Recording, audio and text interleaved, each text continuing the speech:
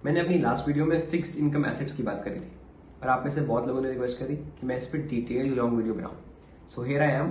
आज मैं सब कुछ बताऊंगा फिक्स्ड इनकम एसेट्स के बारे में, क्या क्या इसमें रिवॉर्ड होते हैं, क्या इसमें रिस्क होते हैं, क्या क्या टाइप के एसेट होते हैं, कैसे स्टार्ट करना है, कहां से करना है, एवरीथिंग फ्रॉम द स्क्रैच।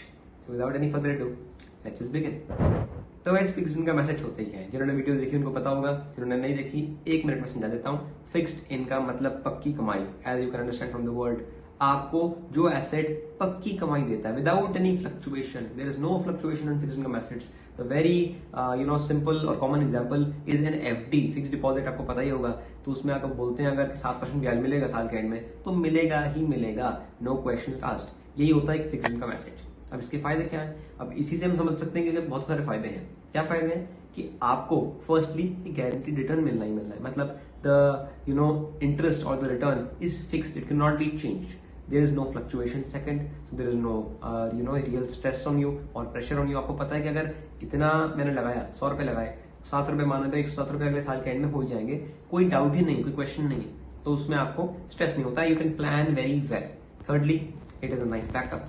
अब आपके पास अगर बहुत सारे एसेट्स ऐसे हैं जो फ्लक्चुएटिव हैं, जैसे कि स्टॉक मार्केट, हम भी स्टॉक मार्केट में काम करते हैं और प्रमोट भी करते हैं, because it is a wealth creating machine in the long term, but in the short term it is a volatile machine is well. ऊपर नीचे बहुत होती है, जैसे कि स्पेशली आजकल हो रही है। तो ऐसे हार्ड पेनी इन्वायरमेंट में, ऐसे कि टफ मार्केट में जहाँ पे पैसा आपका फंसा हो, अगर आपको कोई खर्चा पड़ जाए या अगर आपको कभी पैसे की जरूरत पड़ जाए, तो आप क्या करेंगे? इसलिए एक फिक्स्ड इनकम में बैकअप होना जरूरी है, ताकि वो पैसा खुद भी निकाल पाए और वो पैसा पे कभी लॉस ना हो, क्योंकि वो तो इंटरेस्ट दे रहा है, फिक्स्ड है, आपको कभी फ्लक्चुएट होकर लॉस नहीं देगा, आपके लिए बैकअप के लिए काम आ जाएगा।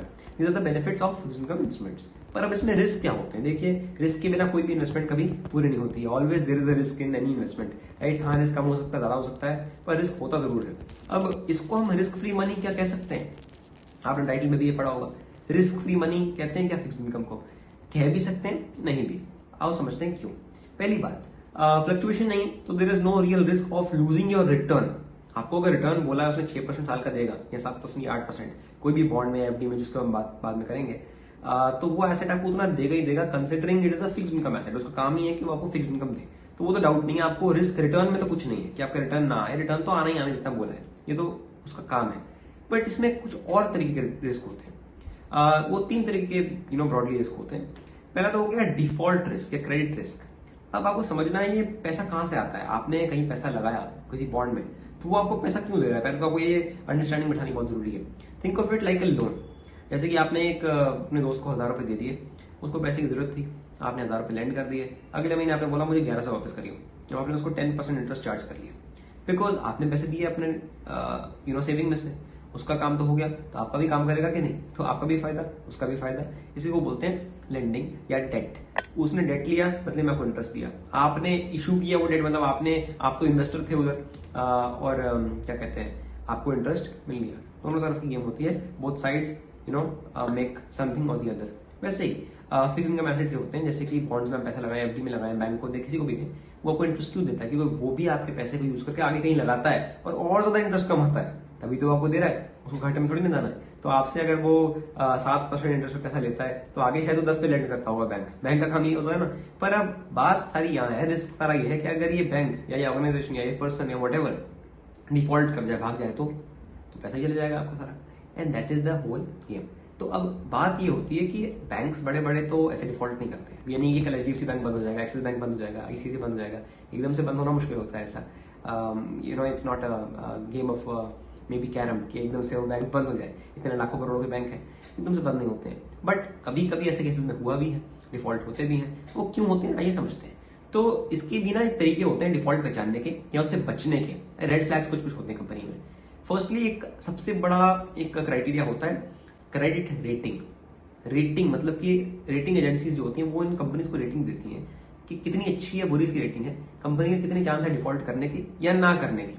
तो अगर रेटिंग है, एज में रेटिंग है, A, AA, AAA, ये सबसे टॉप टियर कैटेगरी होती है। AAA तो बेस्ट है, तो मतलब मोस्ट स्टेबल आपका बॉन्ड है और उसके डिफॉल्ट करने के चांस ऑलमोस्ट 0 है, मतलब बहुत ही कम, आज तक कभी नहीं हुआ है और ना ही होगा, बहुत मोस्ट अनलाइकली है। जैसे कि companies like may be Reliance और HDFC बैंक और टाटा और मुथूट फाइनेंस और बजाज फाइनेंस और the big giants of India, अगर ये डिफॉल्ट करेंगे तो बहुत बड़ी दिक्कत हो जाएगी, सिर्फ आपके लिए नहीं, पूरे हिंदुस्तान के लिए।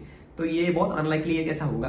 और अगर होगा भी तो ऐसे पता चल जाता है पहले, बिकॉज आपको साइंस मिलते हैं। इतनी बड़ी कंपनी एक दिन में बंद नहीं हो सकती है, और कोई रीजन भी नहीं है ऐसे बंद होने का, because they have been on track since almost forever. Second आता है अब इसके नीचे ट्रिपल बी, डबल बी, जो बीज की कैटेगरी हो गई, फिर सीज की कैटेगरी आती है। जितना नहीं कि उतना खराब होता रहेगा।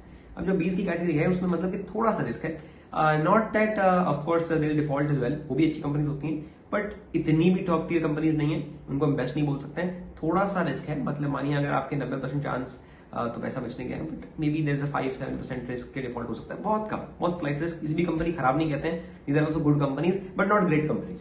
पहले तो वो कोई सबसे top tier, very very high quality, उसके बाद ये भी गुड में आती है but not great. Cs, towards the Cs, whence we reach the C section, तब तो आपको बहुत ज्यादा कॉशियस हो जाना है और ट्राई करना है कि आप बिल्कुल इनको अवॉइड करें, बिकॉज उनमें रिस्क आ जाता है डिफॉल्टिंग का, क्योंकि सी मतलब कि खराब रेटिंग है, और सी से ही कंपनी डी में जाती है, डी से ही डिफॉल्ट में जाती है, तो वो ही एक लूप होता है जो शुरुआत हो जाती है। तो अगर सी रेटिंग पे कंपनी पहुंच गई है और अगर वहां पे टिकी हुई है और कोई इंप्रूवमेंट नहीं आ रही है, आप उसको अवॉइड करें, बेटर रेटिंग कंपनीज पकड़ें और उनमें बॉन्ड में पैसा लगाएं। C rated bonds, D rated bonds, these are junk bonds, मतलब कि खराब बॉन्ड्स हैं जो डिफॉल्ट करा हुआ है या चांसेस हैं करने के, कंपनी को जैसे प्रॉब्लम चल रही है। So we need to avoid those, क्योंकि आपका पैसा ही अगर खो जाएगा तो फायदा क्या।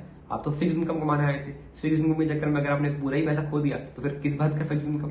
तो आप आए हैं यहाँ पे रिस्क नहीं लेने के लिए, और अगर आप यहाँ पे भी आकर रिस्क लेते हैं तो उसका कोई पॉइंट नहीं है, आप गेम को समझे ही नहीं है। फिक्स इनकम का मतलब ये है कि सेफेस्ट एसेट ढूंढने, चाहे आधा 1% कम कमाए पर हमारा पैसा सेफ रहे, बैकअप के लिए रहे। अगर आपको पैसा ज्यादा कमाना है उसके लिए स्टॉक मार्केट है, दोनों का अपना अपना काम है। आप यहाँ पे आए ही हैं पैसा बचाने के लिए, not for wealth creation, this is for wealth preservation. Capital preservation मतलब पैसे को जोड़ के रखने के लिए, संभालने के लिए। तो यहाँ पे आपको रिस्क लेने की कोई जरूरत नहीं है। पर्सनली जो भी मैं बॉन्ड्स में इन्वेस्ट करता हूँ, this are all probably A rated bonds, and उसमें से भी ज्यादातर I think probably triple A ज्यादातर है। कुछ कुछ होंगे जो ट्रिपल ए नहीं होंगे बट एज में ही आते हैं। मेरे बीज भी कोई नहीं है, सीज तो बोलने की बात ही नहीं है, वो तो बिल्कुल ही दूर रहना है आपको उनसे, क्योंकि सी रेटेड बॉन्ड्स मैंने देखा है धीरे धीरे उनकी रेटिंग और डाउनग्रेड होती है, डी हो जाते हैं और एक दिन आकर डिफॉल्ट कर जाते हैं। अभी रिसेंटली केस हुआ था, I will not name the company, that was also listed on the stock exchange, उसका स्टॉक भी gone bust and bonds also they defaulted. So वो आपको फायदा नहीं करने का, पैसा खो जाएगा।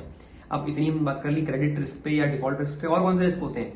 आपने बोला था 3 रिस्क है, हाँ जी बताता हूँ। तो नंबर 2 रिस्क होता है जी इसका लिक्विडिटी रिस्क। लिक्विडिटी रिस्क का मतलब क्या हो गया कि आप पैसा कितने जल्दी निकाल सकते हैं, कितना आपका पैसा लिक्विड है कि नहीं है। कभी कभी बॉन्ड्स में लॉक इन होता है, काफी बार बॉन्ड्स में लॉक इन होता है, तो लॉक इन अगर है तो इसका मतलब है कि जी आपका पैसा फंस गया उसमें, चाहे रिटर्न मिलेगा आपको, कोई दिक्कत वाली बात नहीं है, पर 2 साल अगर टेन्योर है तो 2 साल आप पैसा नहीं निकाल सकते हैं। आपको अगर जरूरत पड़ गई तो आप निकाल नहीं सकते हैं, वो अटक गया पैसा, तो इसको बोलते हैं इलिक्विड बॉन्ड हो गया। थोड़ा सा ये हाईली इलिक्विड हो गया। अगर बहुत ज्यादा लिक्विड है, जैसे कि 1-2 दिन में निकाल सकते हैं, वो लिक्विड बॉन्ड हो गया, वो आपको अलाउ कर रहा है कि आप कभी भी पैसा निकाल लो, कभी भी रिडीम कर लो।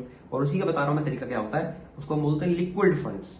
ये तो हो गए बॉन्ड्स, गवर्नमेंट बॉन्ड्स हो गए, कॉर्पोरेट बॉन्ड्स हो गए, या कोई पर्सनल आप इंडिविजुअल को दे रहे हैं वो हो गए। ये भी आजकल बहुत सारे एप्स आ गए हैं, mint wealth, stable money. This is not an ad, not a promotion, but just giving examples कि कौन से एप्स हैं जिस पे आप कर सकते हैं ये काम। Please do your own research without before going on to any app and investing, but ये एग्जांपल मैं आपको दे रहा हूँ। तो ये कुछ एप्स आ गए जिस पे आप कर सकते हैं ये बॉन्ड्स तो। बट अगर आपको बॉन्ड डायरेक्टली नहीं लेना है क्योंकि उसमें लॉक इन है, पैसे फंस जाएंगे, पर फिर भी फिक्स इनकम कमानी है, एफडी में भी पैसे फंस जाते हैं क्योंकि फिक्स्ड है और टाइम पीरियड के लिए होता है, पर फिर भी फिक्स इनकम कमानी है, तो उसका एक ऑल्टरनेटिव होता है जिसको बोलते हैं mutual funds, debt mutual fund. आप बोलेंगे म्यूचुअल फंड स्टॉक में पैसा लगाता है, पर म्यूचुअल फंड स्टॉक में पैसा तो लगाता है, पर वो एक सर्विस प्रोवाइडर है, भूलेगा नहीं, वो एक सर्विस प्रोवाइडर है, एसेट नहीं है।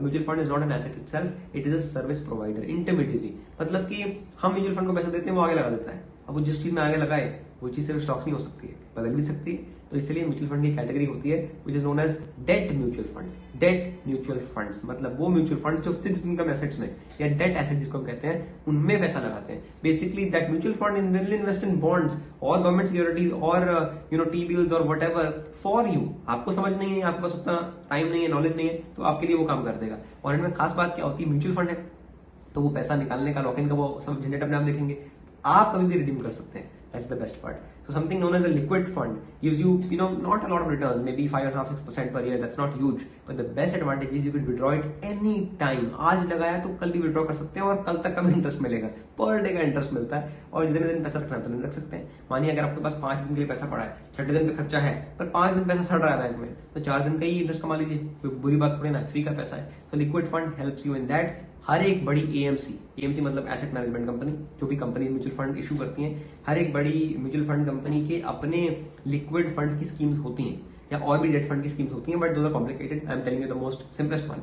जो लिक्विड फंड होता है, आप उसको पकड़ के उसमें पैसा लगाएंगे तो आपको ब्याज मिलेगा, और आप कभी भी एक दिन में भी चाहे तो निकाल सकते हैं। ये उन लोगों के लिए अच्छा है जो शॉर्ट टर्म में इन्वेस्ट करना चाहते हैं, जिनको अनसर्टेनिटी है, शायद पैसे की जरूरत पड़ भी सकती है, नहीं भी पड़ सकती है। अब अगर जरूरत पड़ गई तो निकाल लेंगे, नहीं जरूरत पड़ी तो लगे रहेगा, राइट। बैलेंस हो जाता है, एक बेस्ट वे होता है, सिंपलेस्ट वे होता है, और इसमें रिस्क कुछ नहीं होता, because of course you know कि आपका पैसा फिक्स इनकम में लगा है तो कोई फ्लक्चुएशन है नहीं। प्लस जो लिक्विड फंड होता है वैसे भी बहुत ज्यादा सेफर होता है, क्योंकि ये ज्यादातर गवर्नमेंट सिक्योरिटीज में पैसा लगाता है। गवर्नमेंट सिक्योरिटीज मतलब जो सरकार इशू कर रही है, तो आप सोचिए सरकार इशू करेगी, उसका डिफॉल्ट करने का चांस कम है ना। कोई कंपनी तो फिर भी डिफॉल्ट कर सकती है, कोई इंडिविजुअल फिर भी कर सकता है, बैंक फिर भी कर सकता है, सरकार थोड़ा डिफॉल्ट करेगी। सरकार डिफॉल्ट करेगी तो पूरा हिंदुस्तान डूबेगा, सिर्फ आप नहीं डूबेंगे। So government securities is the safest fixed income asset. Then number 2 पे आता है कॉर्पोरेट बॉन्ड्स। गवर्नमेंट बॉन्ड्स के बाद कॉर्पोरेट बॉन्ड्स आता है। कॉर्पोरेट के फिर भी डिफॉल्ट करने के चांस होते हैं, गवर्नमेंट के तो बिल्कुल नहीं होते हैं। तो गवर्नमेंट टॉप टियर हो गया, उसके नीचे टियर हो गया आपका कॉर्पोरेट बॉन्ड्स। कॉर्पोरेट बॉन्ड्स में भी मैंने बताया था आपको अलग अलग कैटेगरीज है रेटिंग के बेसिस पे।